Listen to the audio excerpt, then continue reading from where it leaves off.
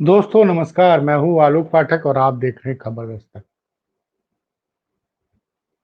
क्या करणी सेना ने सपा के दलित सांसद रामजी लाल सुमन के घर पर हमला करके अखिलेश यादव के पक्ष में दलितों का वोट कर दिया है? यह समझना पड़ेगा आपको उत्तर प्रदेश की राजनीति को।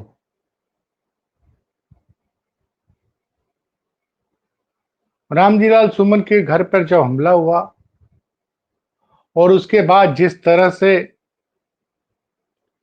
सभी पार्टियों ने इसको दलित सांसद और दलित की सुरक्षा का मुद्दा बना दिया। आज चंद्रशेखर रावण ने, जो आजाद समाज पार्टी के एक बड़े नेता हैं, राष्ट्रीय अध्यक्ष हैं, सांसद भी हैं, उन्होंने कहा कि सपा के सांसद के साथ इसलिए दुर्व्यवहार हुआ कि वो दलित था और मैं उस मुद्दे पर अखिलेश यादव जी के साथ। ये बातें मैं आपको क्यों समझा रहा हूं, आप समझिए। जिस तरह से ये मुद्दा गर्माता चला जा रहा है, घटना को हुए 3 दिन हो गए, अभी तक योगी सरकार, जो लोकेंद्र राणा है, जो मुख्य अभियुक्त, जिसके मुख्य आरोप लगा है, जिसने जो भीड़ के साथ वो धावा बोला था सपा के सांसद रामजी लाल सुमन के आगरा स्थित आवास पर, वो अभी तक यूपी पुलिस उसको गिरफ्तार नहीं कर पाई।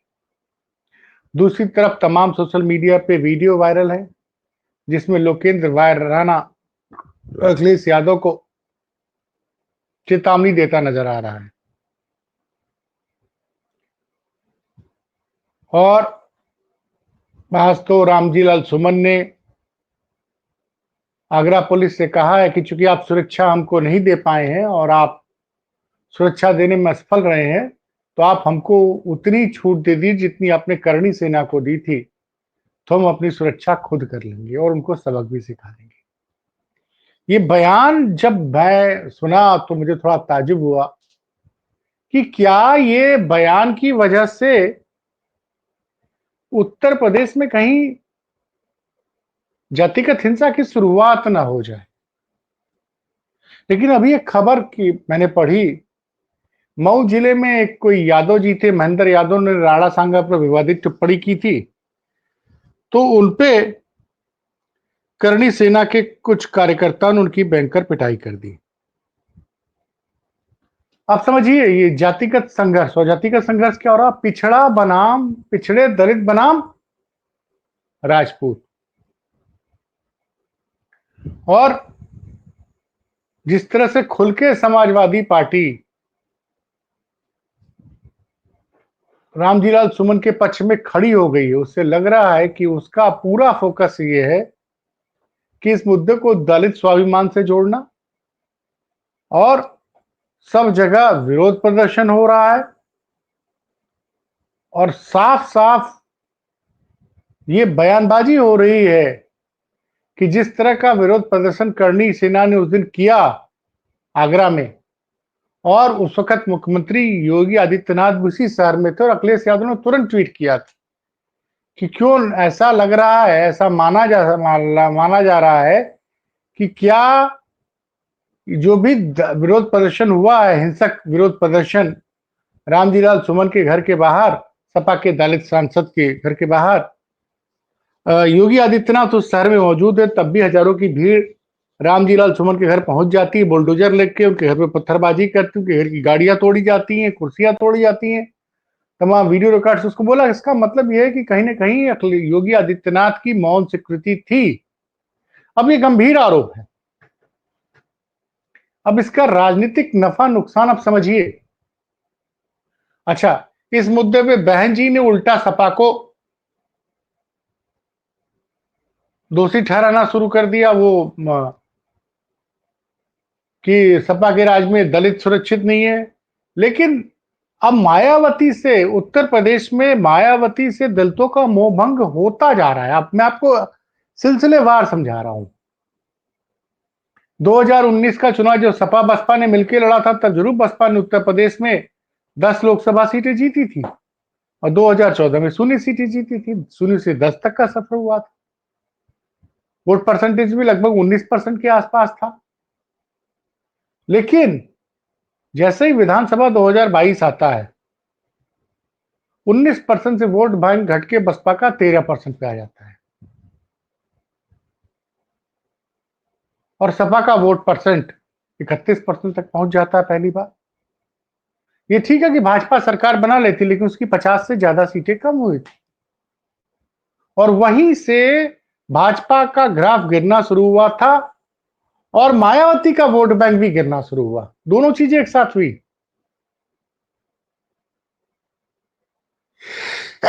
भाजपा का वोट परसेंटेज जो 2019 में 51% था, 2022 में घट के आ गया वो 42-43% पे और मायावती का वोट परसेंटेज जो 19% था, घट के 13% पे आ गया।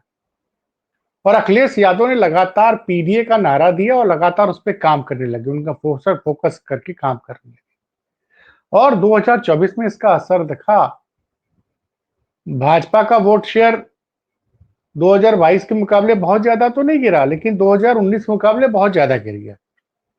लेकिन बसपा का वोट शेयर 13% से घट के 9% करीब आया और ये 4% वोट जो है बसपा से छटक कर सपा की तरफ चला गया और सपा ने अकेले 36-37% वोट यूपी में मिला, जो पहली बार। आज तक कभी की सपा को इतने वोट नहीं मिले। कांग्रेस को भी 8-9% वोट मिल गया। नतीजा ये रहा कि इंडिया गठबंधन 44-45% वोट पाई और लोकसभा चुनाव में विपक्ष ने 44 सीटें जीती और बीजेपी सिर्फ 36 पे, गठबंधन 36 पे सिमट गया।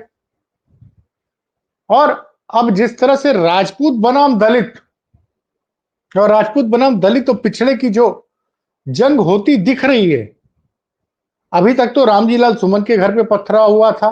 अब जो खबर आ रही है मीडिया में कि मऊ में महेंद्र यादव को इसलिए पीट दिया कि उन्होंने राणा संघा पे कुछ ऐसी टिप्पणी कर दी थी जो करणी सेना को पसंद नहीं है। तो कहीं ना कहीं करणी सेना, अगर ये हिंसा नहीं रुकी और तो भाजपा को बहुत लंबा नुकसान होने जा रहा है, क्योंकि बसपा ने जो जो पिछले 2-3 दिन में वक्तव्य जारी किए हैं, उससे दलित समाज में काफी नाराजगी है। उसको लग रहा है कि अब दलितों का हित अखिलेश यादव के हाथ में सुरक्षित है। तो ये जो एक पीडीए में अब दलित अगर खुल के साथ आ जाएगा, मुस्लिम और यादव तो है ही है, मुस्लिम यादव अकेले मिला के 26% हो जाते हैं और दलित की आबादी जो है वो 21 से 22% है, तो सपा का वोट पर 47-48% हो जाएगा। उस स्थिति में 2027 के चुनाव में अगर यही परिस्थितियां रही तो भारतीय जनता पार्टी के लिए 50 का भी आंकड़ा नहीं पार पाए भाई विधानसभा में। यानी जो स्थिति भारतीय जनता पार्टी की 2012 के विधानसभा चुनाव में थी, उस जगह पे वो पहुंच सकती है 2027 में। ऐसा इसलिए हो रहा कि अभी तक घटना के 3 दिन बाद भी रामजी लाल सुमन के घर पे हमला करने वाले करणी सेना के जो मुख्य कर्ता धर्ता थे लोकेंद्र राणा गिरफ्तार नहीं हुए और उसके बाद एक फिर बयान आ गया आज करणी सेना का। करणी सेना का बयान आया कि हम 12 अप्रैल तक का समय दे रहे हैं। 12 अप्रैल तक हर हाल में रामजी लाल सुमन को माफी मांगनी होगी, नहीं माफी मांगेंगे तो अंजाम बुरा होगा। आप समझिए उत्तर प्रदेश में चल क्या रहा है। पूरा विपक्ष मायावती को छोड़ के रामजी लाल सुमन के साथ खड़ा हो गया। उसको पूरे देश भर में इसको दलित अपमान का मुद्दा बना दिया गया है और करणी सेना जो अपने आप को बोलती है राजपूतों का प्रतिनिधित्व करती है, उसकी वजह से दलित नाराज और दलित एक तरफा अब इंडिया गठबंधन की तरफ जाएंगे विधानसभा चुनाव में। न सिर्फ उत्तर प्रदेश बल्कि बिहार में भी बड़ा नुकसान हो जाएगा, क्योंकि बिहार में बड़ी संख्या ने दलितों ने अभी लोकसभा चुनाव में भी एनडीए गठबंधन के पक्ष में वोट दिया था। और यहां मैं आपको एक बात बता दूं, अभी चिराग पासवान ने रामजी लाल सुमन पे मुंह नहीं खोला है इस प्रकरण में, लेकिन एक प्रकरण पे वो ऑलरेडी नाराज हैं। वो उनसे जब पूछा, उन्होंने कहा, जब पूछा गया एक पत्रकार द्वारा कि मथुरा में, माफ कीजिएगा, मेरठ में और संभल में अगर मुसलमान नाराज पड़ेंगे तो पुलिस अधिकारियों ने दावा किया है कि हम उनके खिलाफ केस दर्ज कराएंगे और उसमें उनका पासपोर्ट भी जब्त कर सकते हैं और लाइसेंस भी। तो इस बयान का बड़ा विरोध किया चिराग पासवान ने कि भैया, हिंदुस्तान का संविधान हर मजहब के लोगों को अपने त्योहार को आजादी से मनाने का अधिकार देता है। और मीडिया में चर्चा होने लग गई अब कि अब 15-15 दिन तक सड़क रोक सकते हैं सावन के महीने में कावड़ यात्रा के लिए। तो अगर ईद के दिन कुछ मुसलमान सड़कों पे नमाज पढ़ लेते हैं तो उसमें क्या जाता है। और देखिए, मैं कह रहा हूं बार बार कि करणी सेना ने जो भी किया है, और उसमें साथ में ये जो 2-3-4 पुलिस वाले हैं जो मीडिया में ऐसे बयान दे रहे हैं जो बयान उनको नहीं देने चाहिए। अब बताइए, उत्तर प्रदेश में 75 जिले हैं, ईद जो है वो सब जगह और होगी अभी 2-3 दिन बाद, जुमे की नमाज भी। लेकिन बयानबाजी सिर्फ संभल के सीईओ अनुज चौधरी और वहां के एडिशनल एसपी श्रीचंद और एक मेरठ के एसपी सिटी कर रहे हैं। तो इससे बड़ा लग रहा है कि जो भारतीय जनता पार्टी के सहयोगी दल हैं, खासकर लोक जनशक्ति पार्टी और जयंत चौधरी भी काफी नाराज दिखे। उन्होंने तो उसकी तुलना पुलिस स्टेट से कर दी। और जयंत चौधरी ने इसके पहले भी भाजपा की एक विधायक थी केतकी सिंह, जिन्होंने बलिया की एक मांग की थी कि बलिया में चूंकि मेडिकल कॉलेज बन रहा है तो उन्होंने कहा कि भैया अस्पताल मुसलमानों के लिए एक अलग बिल्डिंग बना दीजिए, वहीं मुसलमानों का इलाज हो। तो इस पे भी जयंत चौधरी ने बड़ी कड़ी प्रतिक्रिया दी थी कि आप सही में इलाज की जरूरत तो है आपको, मतलब उन्होंने कहा था कि आपकी सोच ये है, इस सोच का इलाज होना चाहिए। तो गंभीर इस तरह के लगातार बयानबाजी हो रही है। और फिर ये जो ताजा बयान आया है, इस बयान से जो परिस्थितियां पैदा हुई हैं उससे कहीं ना कहीं कि 12 मार्च अप्रैल तक रामजी लाल सुमन को हर हालत में माफी मांगनी पड़ेगी राणा संग्रहालय बयान पे। तो ये जो धमकी भरा अंदाज है करनी सेना को, और करनी सेना ये दावा करती है कि राजपूतों की वो रिप्रेजेंटेटिव है, ये उसमें कितना सच है कितना झूठ ये तो नहीं पता है। लेकिन जिस तरह से अखिलेश यादव मजबूती से खड़े हो गए हैं इस पूरे मोर्चे, जिन्होंने स्टैंड लिया है, और उनके स्टैंड को सिर्फ मायावती को छोड़ के बाकी सारे विपक्ष ने सपोर्ट किया है, तो उससे साफ लग रहा है कि कहीं ना कहीं करणी सेना द्वारा जो सांसद के घर पे हमला किया गया है उसकी वजह से आगरा उत्तर प्रदेश में दलित राजनीति का बहुत बड़ा केंद्र बन गया है। और आगरा वास्तव में जाटव वहां पे बहुत संख्या में जाटव है, और पूरे पश्चिम उत्तर प्रदेश में बड़ी संख्या में जाटव आबादी है। और जाटव आबादी का मोहभंग अगर हो गया भाजपा और बीएसपी से तो लंबा नुकसान होगा पश्चिम उत्तर प्रदेश में। बाकी पूर्वी उत्तर प्रदेश में तो दलित बड़ी संख्या में भाजपा से नाराज है। उसका नतीजा देखिए ना, कई सुरक्षित सीटों पे भाजपा इस बार खाता नहीं खोल पाई।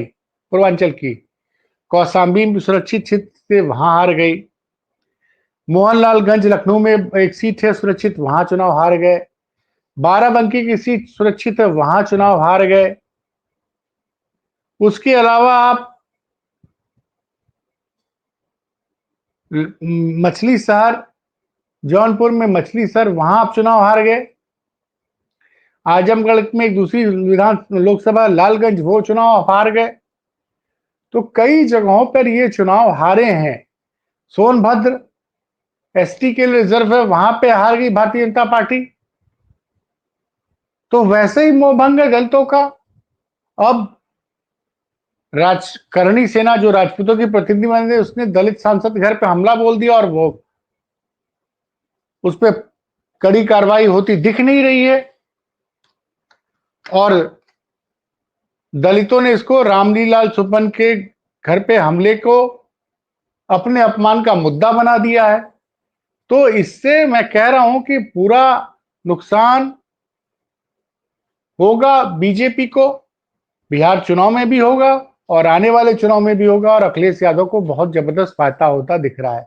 अब देखना यह है कि क्या योगी सरकार जल्द ही जो करणी सेना के लोग जिनके खिलाफ नामजद रिपोर्ट की गई आगरा में, उनके खिलाफ कड़ी कार्रवाई करती कि नहीं करती है, और दूसरा कि करणी सेना की जो गतिविधि है उस पर पूरे प्रदेश में अगर लगाम नहीं लगाती है जल्दी ही, तो जो दलितों के मन में भाजपा के प्रति नाराजगी है फिलहाल, वो अगर और बढ़ गई तो फिर अखिलेश यादव को उत्तर प्रदेश में और इंडिया गठबंधन को बिहार में विधानसभा चुनाव में बहुत बड़ा फायदा हो सकता है। खबर कैसी लगी बताइएगा जरूर, अच्छी लगी हो तो शेयर कीजिएगा, और कोई कमी हो तो कमेंट बॉक्स में बताइएगा। देखते रहिए खबर दस्तक। धन्यवाद।